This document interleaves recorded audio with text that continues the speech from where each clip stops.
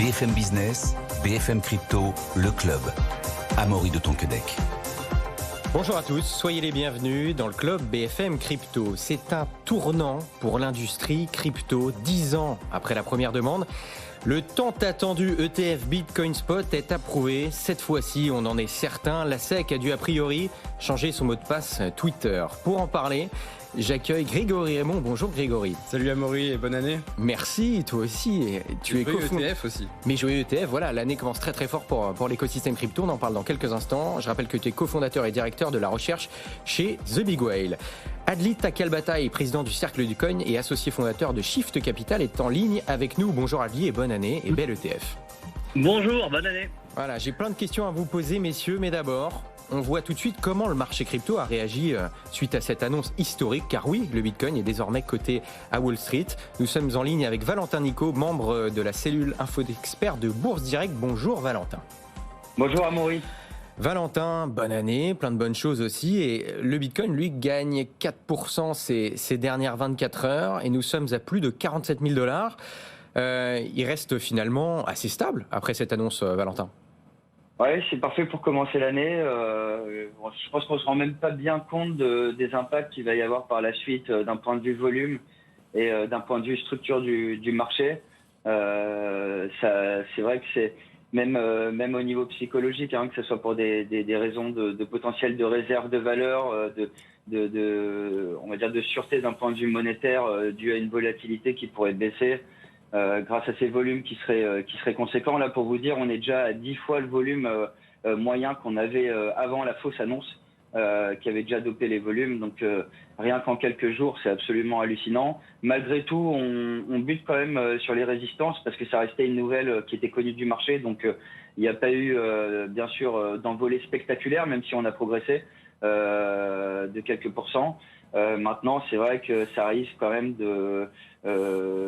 je pense que les résistances vont tenir quelques jours personnellement, mais vu l'augmentation du volume et l'attrait médiatique qu'il va y avoir sur cette nouvelle, je vois pas comment on pourrait pas passer au-dessus des derniers plus hauts. Là, sur la fausse nouvelle, on a été 47 943, ce sera le premier élément à dépasser pour viser les 49 550 000 et puis ensuite, honnêtement, la porte sera ouverte à...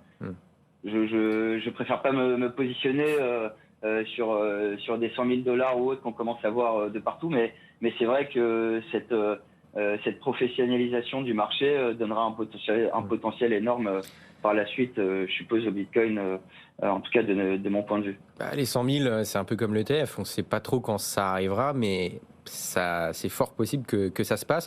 Un petit mot rapide sur l'Ethereum qui, lui, n'a pas encore d'ETF, mais surperforme le Bitcoin, plus 10% ces dernières 24 heures. Bien sûr, je pense qu'il profite de ce côté hausse des volumes qui vont être indirectement amenés sur ce marché-là. Et c'est vrai que le deuxième bénéficiaire, on le sait, sur ce marché-là, ça reste l'Ethereum. Donc, il a profité de la nouvelle. Maintenant, est-ce que c'est un élément aussi positif pour Ethereum que pour Bitcoin ? Personnellement, je ne pense pas.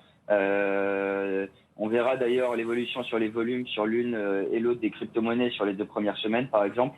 Et je pense qu'on comprendra déjà de quoi on parle. Mais ça va être passionnant de voir voilà, comment se structure le marché. Est-ce que ça va apporter d'un point de vue valorisation de l'actif, même d'un point de vue fondamental. Et on surveillera ça de toute manière. Là, ça y est, c'est adopté. Donc, on va suivre ce qu'il se passe sur le marché dans les prochaines heures et les prochains jours. Merci beaucoup, Valentin Nico, membre de la cellule Info d'Experts de Bourse Direct. Bonne journée, bonne soirée, Valentin.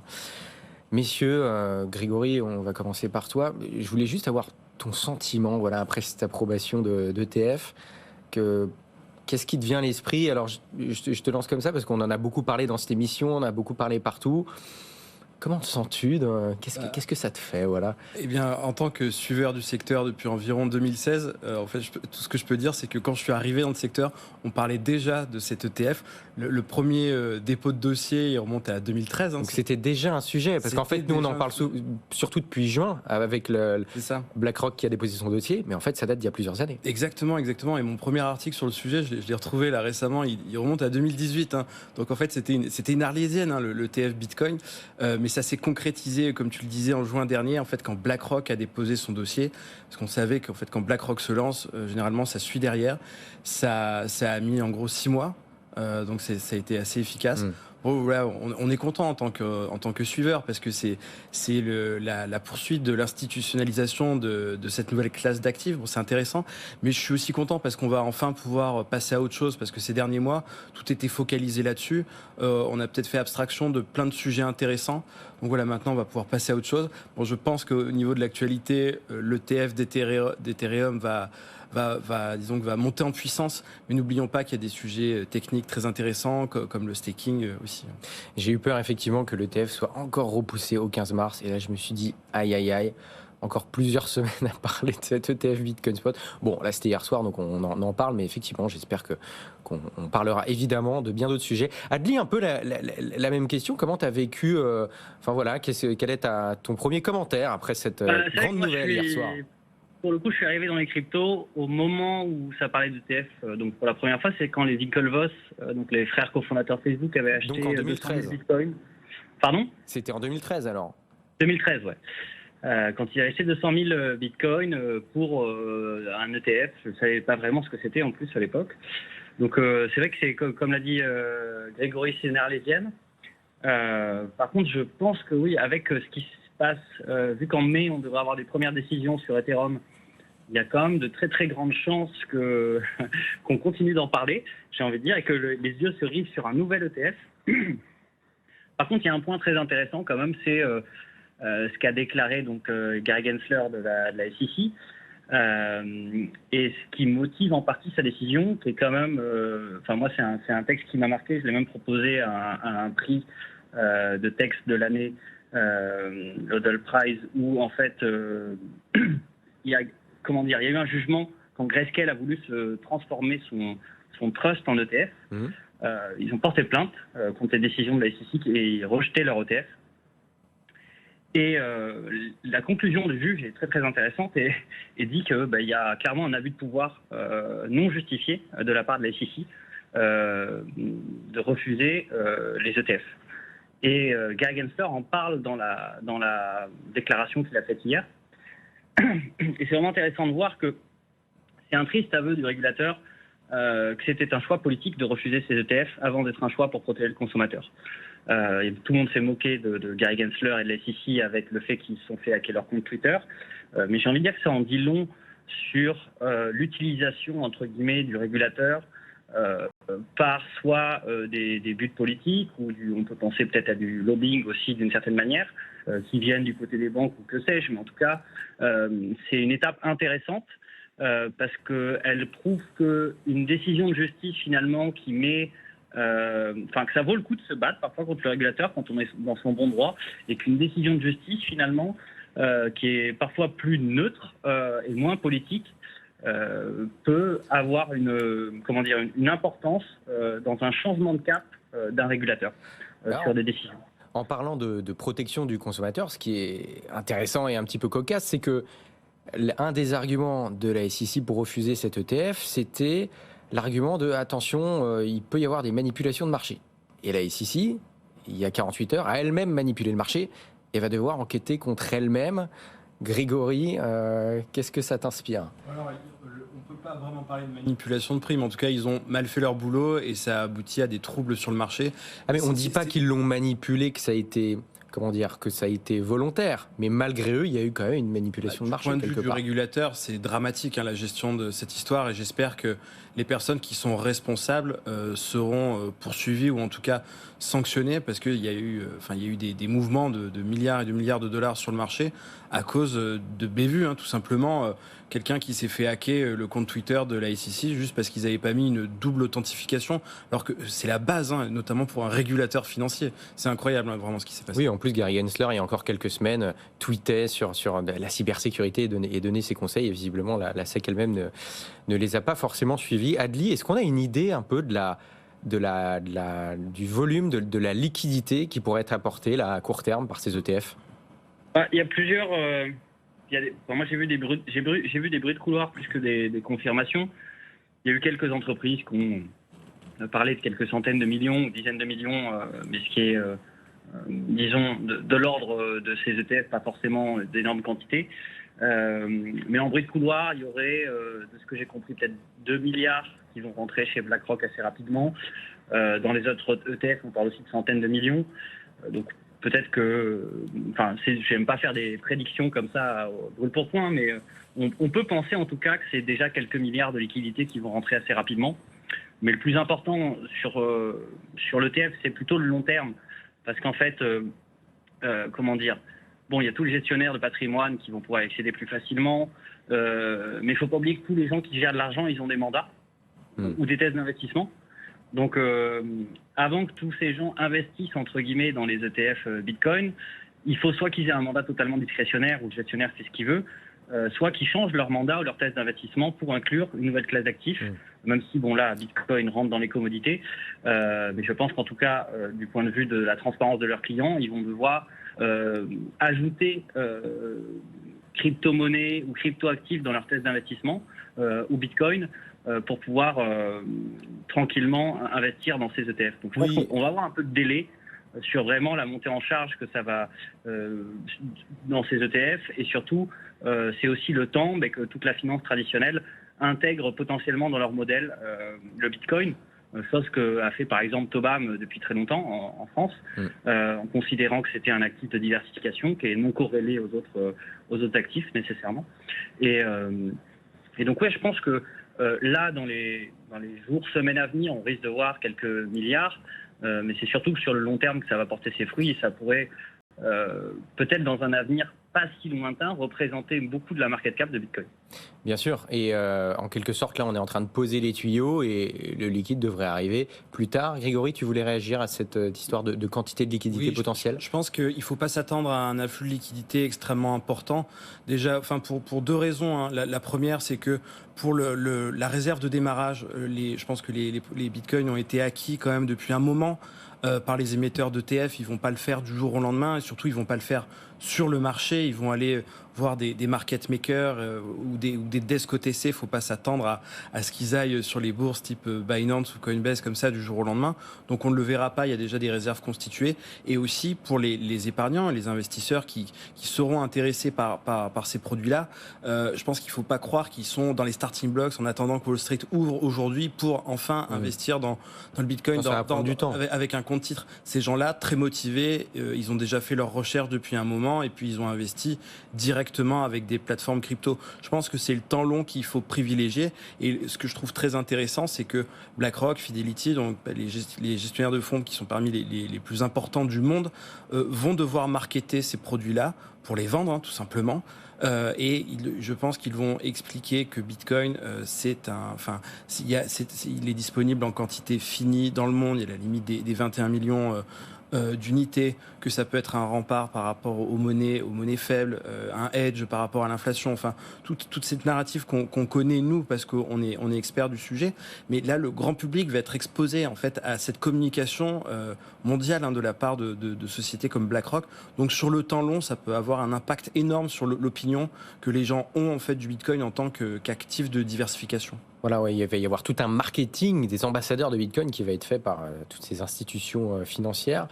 Grégory, moi j'avais une question, c'est pour nous en France, là tout de suite, qu'est-ce que ça change pour nous là ? Est-ce qu'à court terme, ça change quelque chose pour ceux qui sont en France, voilà, les investisseurs français tout de suite ? On risque de décevoir beaucoup de monde, ça va absolument rien changer, parce que les ETF qui sont émis là à partir d'aujourd'hui aux États-Unis ne sont pas accessibles aux épargnants qui se situent en dehors des États-Unis. Donc là, c'est simplement les épargnants américains, à part peut-être bien sûr quelques acteurs institutionnels européens qui ont accès au marché américain, qui pourront investir dedans.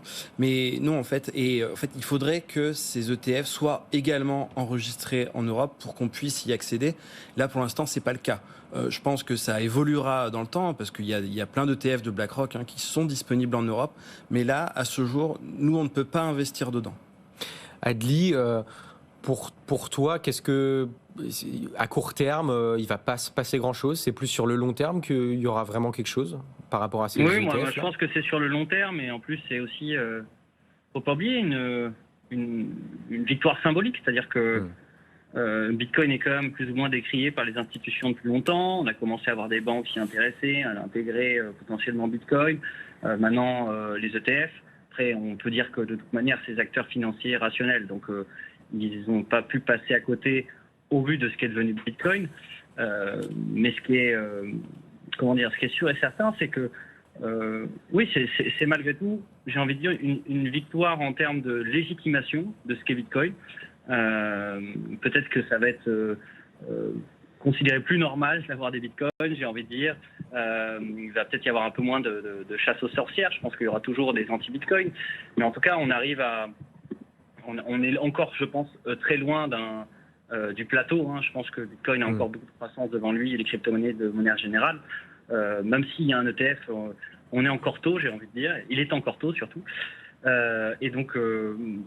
je pense que là, ça crée de la spéculation, ça recrée un flash de lumière sur les cryptos. Il y a bien sûr le nouveau regard qui va se tourner sur l'ETF Ethereum. Pardon. Il y a également le halving de Bitcoin qui va se passer. Oui, on est à moins de 100 jours de du la halving de politique Bitcoin, monétaire. qui pour l'instant devrait avoir lieu le 19 avril. Il y a vraiment un combo, j'ai envie de dire, de lumière, de mise en avant sur la crypto cette année 2024. Dans son ensemble. Et je pense que c'est l'année qu'il faut scruter dans son ensemble et que l'ETF est une des nouvelles qui va bousculer les cryptos cette année. Après, il faut rester aussi prudent. Il y a eu parfois de très bonnes nouvelles cryptos qui se sont suivies de nouvelles moins réjouissantes. On peut se souvenir notamment de l'introduction en bourse de Coinbase où Bitcoin avait atteint un plus haut avant de quelques jours plus tard chuter en cascade. À la suite à la fois de quelques déclarations d'Elon Musk et de la Chine qui choisissait de bannir à nouveau les mineurs et Bitcoin. Donc on reste, je pense, on arrive à un bon stade de légitimation, mais tout peut encore arriver sur certains aspects. Donc Grégory, tu es d'accord avec ce que dit Adli dans le sens où c'est pas forcément à court moyen terme tant la liquidité des ETF que les ETF peuvent apporter sur le marché qui va être importante, mais plus une sorte de victoire idéologique, entre guillemets. Moi, j'étais encore hier soir sur cette chaîne et j'avais quelqu'un face à moi qui me disait « Non, mais j'y crois pas du tout. Si BlackRock fait ça, c'est une honte. » Voilà. Et là, ça se fait. Donc, c'est ces gens-là, potentiellement, que ça pourrait faire changer. Ces gens-là ont l'air d'être des adversaires qui ne changeront pas d'avis. Mais en tout cas, ils sont obligés de reconnaître que le Bitcoin, aujourd'hui, fait partie des actifs de diversification comme les autres, comme l'or. Ils sont bien obligés de le reconnaître, quoi. Et après, libre à eux de ne pas investir dedans, mais l'histoire se fera sans eux. Alors. Petit instant pédagogique. Quelle est la différence entre un ETF et un ETC ? Parce que des ETC, on en a en Europe.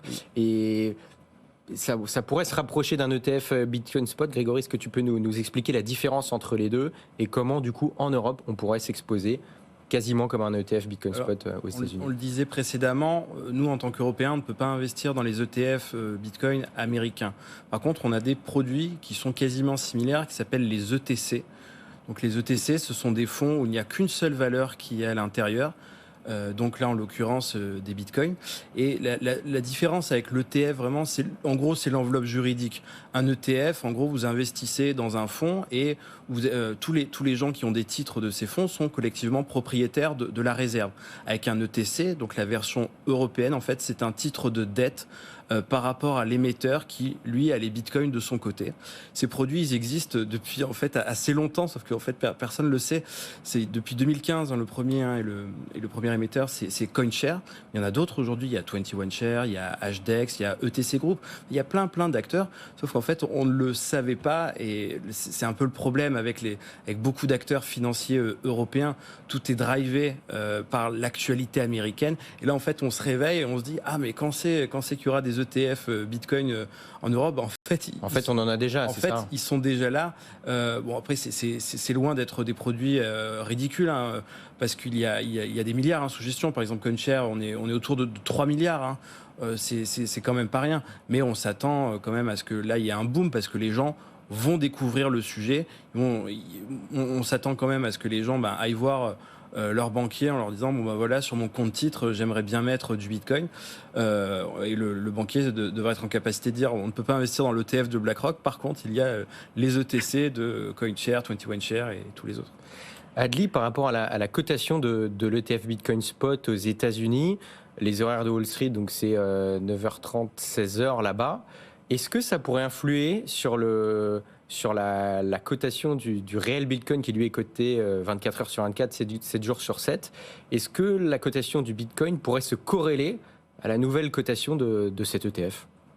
J'ai envie de dire que le Bitcoin a déjà plus ou moins des corrélations horaires suivant l'ouverture des différentes bourses. Parce que les traders aiment prendre du repos, même si c'est un marché H24. Donc c'est déjà les heures américaines, de bourse américaine où il y a le plus de volume sur les marchés, plus les heures aussi asiatiques. Je pense pas que ça va nécessairement créer du changement. En plus, il y avait déjà le cas de marché qui s'arrête avec les futurs. Donc il y avait déjà des gaps ou ce genre de choses. Donc a priori, je pense pas que ça aura un grand impact. Ça aura peut-être vu que c'est un ETF spot, ça aura peut-être un plus grand impact dans le sens où si les ventes ne sont pas effectuées le week-end et qu'il y a beaucoup de ventes ou d'achats entre guillemets sur une ouverture, ça pourrait avoir un impact. Parce que là, il y aura un vrai achat de Bitcoin derrière. Grégory, pour toi, ça peut avoir un impact ou alors comme Adli, ça ne changera pas forcément grand-chose? En fait, on se pose la question depuis quand même pas mal d'années sur qui suit le Bitcoin. Est-ce que c'est les marchés traditionnels ou est-ce que c'est le Bitcoin? Il y a eu le lancement des contrats à terme sur le CME de Chicago fin 2017. Donc, c'était en gros l'arrivée des institutionnels. Et c'est vrai que depuis que ce marché existe, il a tendance à driver un petit peu les projections du Bitcoin. Par contre, il ne faut pas oublier que le marché du Bitcoin, pour l'instant, est à très grande majorité retail. Donc, c'est ce qui se passe sur les exchanges crypto, pour l'instant, qui drive le truc, je pense. Mais là, si dans 2 ans, par exemple, les ETF Bitcoin pèsent, on va dire, 100 milliards, ça risque d'avoir une influence là. Mais pour l'instant, à mon avis, c'est plutôt le spot qui influence le reste. Depuis 3 ans, honnêtement, je ne pense pas que ce soit le marché retail. Je ne dirais pas que c'est le marché traditionnel, mais je dirais que c'est les institutionnels dans les cryptos qui drive entre guillemets le marché plus que les retail des cryptos, comme c'était le cas, je pense, pour le coup en 2017-2018. C'est sûr que c'est regardé, mais les volumes sur le spot sont encore infiniment supérieurs. C'est ça qui est intéressant quand même dans le Bitcoin, c'est le premier marché où en fait c'est les retail qui sont arrivés largement avant les institutionnels, et c'est pour ça qu'on est un peu dans une terre inconnue en fait avec le Bitcoin. On ne sait pas comment ça se passait du coup. Bon, on verra ça de toute façon comment ça va évoluer. Rapidement, on pourrait avoir dans les prochains mois, certains disent qu'il y a 70% de l'avoir avant le mois de mai, un ETF Ethereum Spot. Est-ce qu'on pourrait voir aussi d'autres cryptos moins capitalisés que l'Ethereum avoir un ETF, Adli? Ça me semble compliqué. Pour le coup, je pense que... Certains parlaient de Solana, de Link... Autant sur Bitcoin, comment dire, l'aspect securities, commodities, enfin le fait de savoir si c'est donc une commodité ou une securities, je ne sais même plus comment dire en France. Un titre financier. Un titre financier. Cette différence-là, elle était plus ou moins actée depuis longtemps sur Bitcoin. Elle l'est déjà un peu moins sur Ethereum, même si pour le coup Ethereum n'a pas été cité comme une securities dans les différents dossiers qui sont passés devant la justice, quand il y a eu le dossier contre Coinbase, les dossiers dans les liquidations, où par contre la majeure partie du reste des cryptos ont été définis comme des securities. Ouais, donc ça je pense que tant qu'il n'y a pas un éclaircissement sur cette dichotomie, ce sera très compliqué d'avoir un ETF d'autres cryptos, parce qu'on pourrait penser qu'elles sont dans la mauvaise classe d'actifs, entre guillemets. Ouais, donc compliqué pour toi, a priori. Pardon ? Compliqué pour toi, a priori, Grégory. Ouais, ça me semble compliqué, parce que vraiment, il n'y a qu'Ethereum où le doute est à peu près dissipé aussi, d'un point de vue de la qualification. Et donc, j'ai du mal à penser, oui, qu'on va voir des plus petites avoir des ETF. Grégory, il reste quelques secondes, t'es du même avis? Ouais, je suis d'accord avec ça. Effectivement, la SEC considère qu'il n'y a que Bitcoin et un degré moindre Ethereum qui peuvent correspondre à des commodities. Le reste, c'est des securities. Par contre, en Europe, il y a déjà des ETC sur Solana, en gros sur le top 10, top 20 des cryptos. En Europe, on est moins comment dire, radicaux qu'aux États-Unis sur la classification. Ils sont beaucoup utilisés. Comment ? Ils sont beaucoup utilisés, ces ETC sur les autres cryptos. Pas assez encore parce qu'ils sont pas assez connus, hein, comme on en parlait tout à l'heure. Mais par contre, en Europe, c'est des crypto-actifs.